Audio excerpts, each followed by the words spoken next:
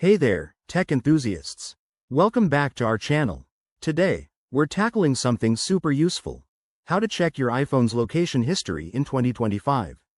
Whether you're curious about your travel patterns, need to recall a forgotten spot, or just want to manage your privacy, this quick guide has got you covered. Let's dive right in. First things first, make sure your iPhone is updated to the latest iOS version for 2025. It ensures all features work smoothly. Start by unlocking your iPhone and opening the Settings app. It's that gray gear icon on your home screen.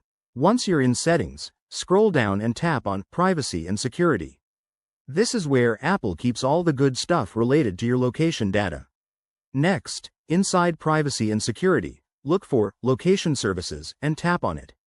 You'll see a toggle at the top. Make sure it's turned on if you want to access your history. Now, scroll down to the bottom of this page until you find System Services. Tap on that, and then look for Significant Locations. This is the key feature that stores your iPhone's location data over time. When you tap on Significant Locations, you might need to authenticate with your passcode or Face ID for security reasons. Once inside, you'll see a list of places your iPhone has detected, like your home, work, or favorite coffee shop.